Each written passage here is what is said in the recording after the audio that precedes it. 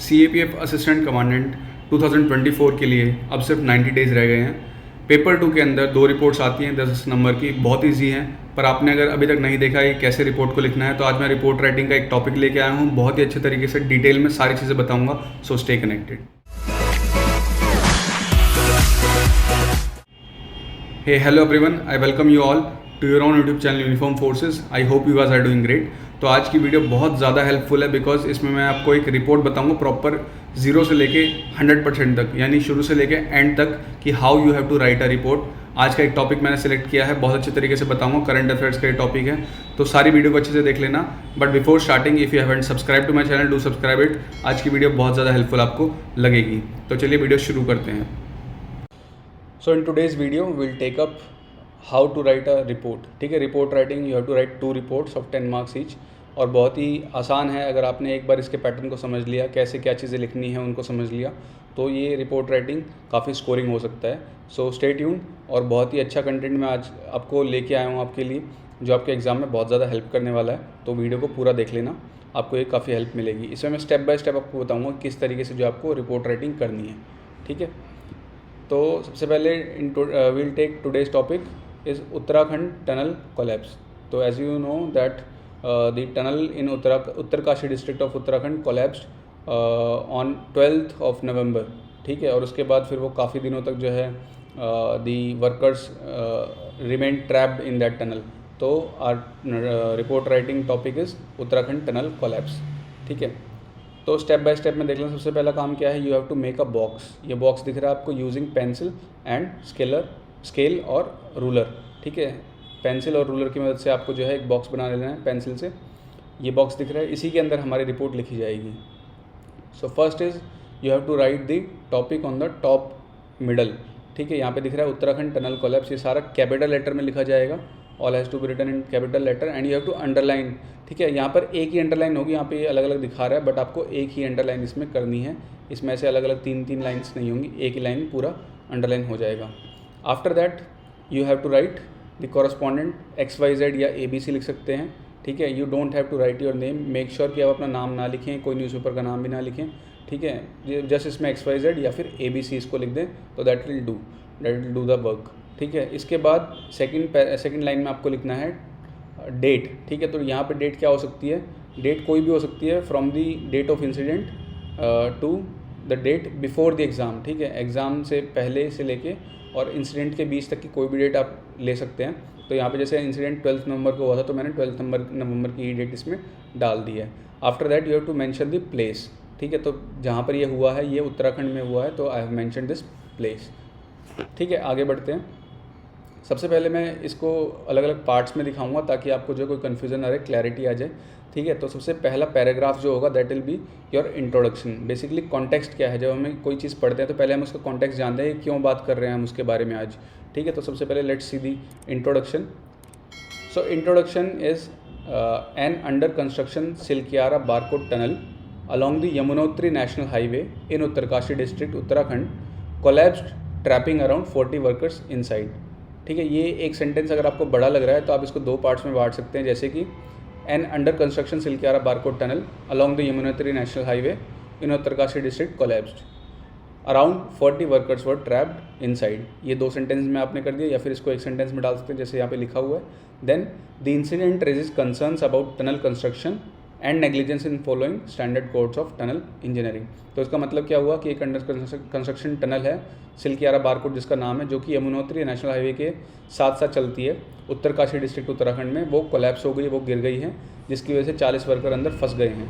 ठीक है, ये जो इंसिडेंट है ये क्वेश्चन मार्क है, या फिर ये ऐसे मुद्दे उठाता है कि टनल कंस्ट्रक्शन से रिलेटेड और जो नेग्लिजेंस दिखाई है। ठीक है, अपने कुछ स्टैंडर्ड कोड्स होते हैं इंजीनियरिंग के, उनको लेके। तो ये इंट्रोडक्शन हो गया, आई होप ये क्लियर है आपको। After that in the second paragraph you have to write the details, the facts, the information related to the topic. ठीक है, अब ये इंसिडेंट क्या है, यहाँ पे टॉपिक क्या है, द उत्तराखंड टनल कोलैप्स। तो देख लेते हैं क्या क्या डिटेल्स यहाँ पे हमें मेंशन करनी है। ठीक है, तो सबसे पहले जैसे कि the Silkyara Barkot tunnel is part of the ambitious 4 Dham all weather road project of the central government in Uttarkashi district. तो यहाँ पे बताया गया है कि सिलकियारा बारकोड टनल जो है वो किसका पार्ट है, 4 Dham all weather road project जो है उसका पार्ट है, जो कि सेंट्रल गवर्नमेंट का प्रोजेक्ट है और ये है उत्तरकाशी डिस्ट्रिक्ट में सिचुएटेड है।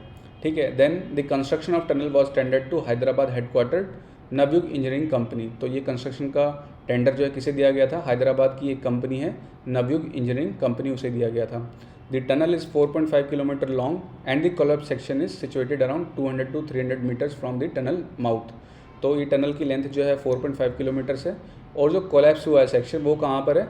वो टनल माउथ से 200-300 मीटर आगे है। ठीक है, 200-300 मीटर आगे है टनल माउथ से ये। तो आई होप ये चीज़ आपको क्लियर हुई होगी बिल्कुल। And if you are with me तो वीडियो को लाइक कर दें फटाफट और इसको चैनल को सब्सक्राइब भी कर दें। इसके बाद next paragraph, third paragraph will be the analysis part. ठीक है, we will analyse the situation. तो एनालाइज कैसे किया गया देख लेते हैं। The Uttarakhand government has formed a committee to determine the exact cause of Uttarakhand tunnel collapse.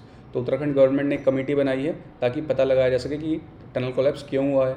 However experts have pointed out several reasons which might have led to the accident. लेकिन expert जो हैं, अभी कमेटी तो जो लाएगी वो लाएगी, बट एक्सपर्ट्स ने अभी तक के लिए क्या बोला है कि कुछ रीजंस उन्होंने बताए हैं, जैसे कि the collapse section might have contain a hidden loose patch of fractured or weak rock. ठीक है, अनडिटेक्टेबल ड्यूरिंग कंस्ट्रक्शन। कंस्ट्रक्शन के टाइम पे हो सकता है कि कोई बड़ा सा पत्थर जो है ढीला रह गया हो, उसके अंदर कोई फ्रैक्चर हो जो कि हम पता नहीं लगा पाए हों। ठीक है, तो उसमें क्या हुआ होगा, जब उसमें से लोग गए होंगे तो वो रॉक जो है वो हिल के और फिर वो पूरी टनल को कोलैप्स कर दिया होगा।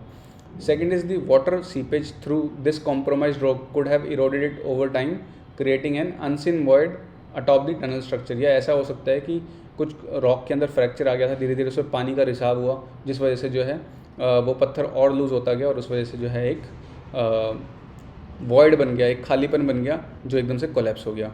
ठीक है, ये चीज़ आपको क्लियर है। एनालिटिकल पार्ट हो गया है। इसमें हमने बेसिकली क्या किया है कि हमने बताया कि गवर्नमेंट ने क्या किया है, इसके बाद एक्सपर्ट्स ने क्या बोला है। इस तरीके का हमें ज़रूर कोट करना है और अगर कोई पर्टिकुलर एक्सपर्ट का नाम भी आपको पता है तो आप वो भी कोट कर सकते हैं। इसमें कोई एक्सपर्ट का ऑर्गेनाइजेशन पता है आप उसको भी कोट कर सकते हैं। एनालिसिस के बाद कंक्लूजन पार्ट चलेंगे। कंक्लूजन में we don't have to write, हमारी तरफ से कुछ भी नहीं होगा, हमारा अपना ओपिनियन, सजेशन जो भी कुछ होगा will say it on the behalf of experts या फिर गवर्नमेंट के बिहाफ पे कहेंगे।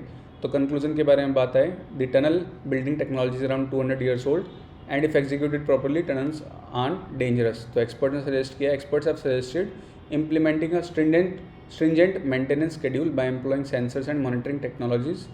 ठीक है, कि उन्होंने बोला है कि अगर हम स्ट्रिंजेंट मतलब सख्त जो है मेंटेनेंस शेड्यूल लाएँ और सेंसर्स और टेक्नोलॉजी का इस्तेमाल करें मॉनिटर करने के लिए। फिर उसके बाद डेवलपिंग कंटिजेंसी प्लान्स यानी कि emergency plans and emergency protocols. ठीक है, in case of any structural concerns must be taken seriously. Training personal in tunnel management and emergency response procedures can help in minimizing such incidents and the damage caused afterwards। तो इसमें बता रखा है कि training personnels को अगर tunnel management में personnels को अगर ट्रेनिंग की दी जाए, ठीक है, टनल मैनेजमेंट में कैसे टनल को मैनेज करना है, अगर कोई इमरजेंसी हो जाती है तो कैसे रेस्पॉन्स करना है, कैसे आपको एग्जिट करना है, कैसे अपने आप को बचाना है, वो सब चीज़ों के बारे में अगर ट्रेनिंग दी जाएगी that will help in minimising such incidents. इस तरीके के इंसिडेंट्स को कम करने में वो बहुत मदद करेगी और उसके डैमेज को भी जो है होने वाले डैमेज को भी वो हम काफ़ी हद तक कम कर पाएंगे। ठीक है, तो इस तरीके से फाइनल आपकी रिपोर्ट जो है दिखाई देगी। आई होप कि आपको ये समझ में आ रहा हो कैसे कैसे दिख रहा है। तो ये पूरी एक रिपोर्ट का आपने देख लिया है। ऊपर मैंने सबसे पहले बॉक्स बनाया हुआ है, उसके बाद में सेंटर टॉप में जो है टॉपिक लिखा हुआ है कैपिटल लेटर में, उसको एक अंडरलाइन किया हुआ है। लेफ़्ट साइड में फिर देखेंगे तो कॉरस्पॉन्डेंट लिखा हुआ है, डेट है और प्लेस है। उसके बाद फिर मैंने सबसे पहला पैराग्राफ क्या लिखा है, इंट्रोडक्शन का कॉन्टेक्स्ट बताया है। सेकंड पैराग्राफ में मैंने बताया है थोड़ा उसको उसके बारे में डिटेल्स इन्फॉर्मेशन लिखी हुई है। थर्ड में उसको हम एनालिसिस बता रखा है और फोर्थ में जो कंक्लूजन दिया हुआ है उसके बारे में बात की गई है। तो आई होप कि आपको ये चीज़ें सारी क्लियर हो गई होंगी अच्छे से। और अगर वीडियो आपको पसंद आई है तो वीडियो को लाइक करें, शेयर करें और चैनल को do subscribe it because it's free of cost. और इस तरीके का हेल्पफुल कंटेंट डेफिनेटली आज की वीडियो बहुत हेल्पफुल लगेगी आपको अपने एग्ज़ाम के रिगार्डिंग, CAPF एग्ज़ाम के रिगार्डिंग। तो इस चैनल को भी सब्सक्राइब कर दें and I will see you in the next video.